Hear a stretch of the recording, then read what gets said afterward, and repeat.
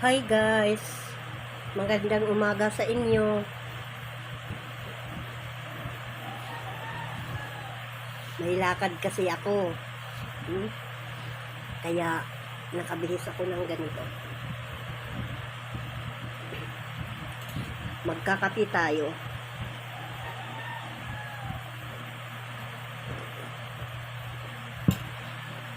Akin lang i-share sa inyo guys na may mga tao talaga mga pakialamiro sa buhay, no? Bukod pa doon, ang mga taong ganyan ang mga ugali, hindi dapat i-friends, hindi dapat pansinin. Kasi maganda naman makikialam sa buhay ng tao, pero yung nasa tamang lugar. Huwag mong pakialaman ang private niyang buhay.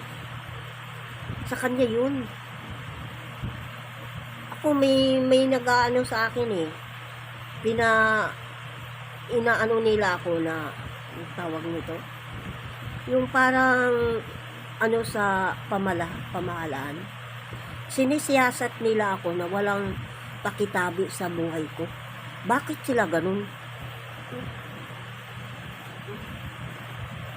At anong pakinila sa aking buhay?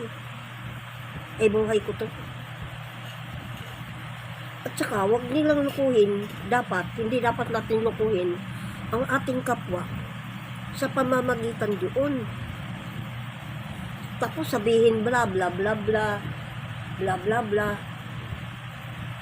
Ay, akala nila hindi ko naiintindihan ang lahat ng mga bagay-bagay na kanilang mga sinasabi at lumalabas sa kanilang bibig.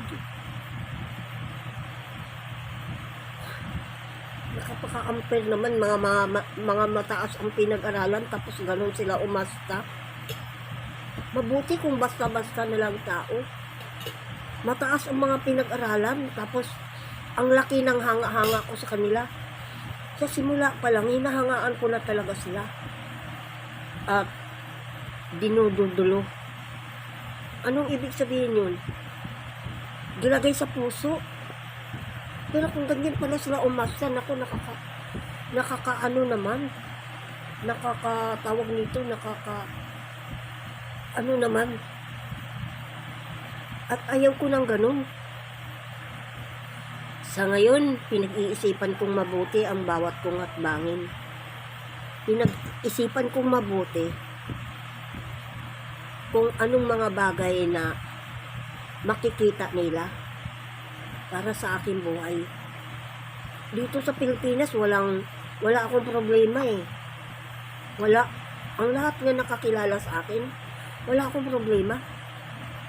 Pero sila, hindi nila ako lubusan kilala. Nakikilala lang nila ako sa Facebook at sa Messenger. Pero hindi nila ako kilalang lubusan sa aking pagkatao. Kung nag-aaral ba ako o hindi, ang lahat yung tinago ko. At hindi ko gilagay sa aking minsan magmangmangan ako at magpapanggap. Siyempre, sasabihin kong ganito. Pero ang iba, totoo. Siyempre, ginagamit mo sa Facebook yun. At ang ibig sabihin, Facebook din sila. Sila din si Facebook Meta na nakakaalam sa buhay ko. Ganun. Tapos may mga taong gusto sa akin, hinahadlangan nila. Gusto nilang ayaw akong mahalin. Gusto nilang parang ibag sa kanila, ganun. Hindi dapat ganun. Nagagalit si Lord ng ganyan. Ito, babalaan ko kayo Babalaan ko kayo. Huwag kayong gagawa ng nakakasama sa buhay ng tao, no? Kasi iba ang Lord ang magalit. Kung ayaw ninyong mangyari sa inyong bansa ang mga sakuna na matindi ba, itigil ninyo yung mga panghuhusga ninyo sa akin. Itigil ninyo yun. Kasi, lingkod ako ng Lord. At wala akong kakayahan na magiganti sa inyo. Pero si Lord, pwede kayong mapahamak. Si Lord, ang lahat na gumagawa sa lahat ng bagay. Hindi kayo.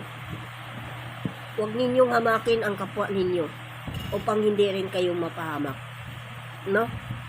Huwag ninyo akong hamakin upang hindi rin kayo mapahamak. Mahalin ninyo ako tulad ng pagmamahal ninyo sa inyong sarili. No?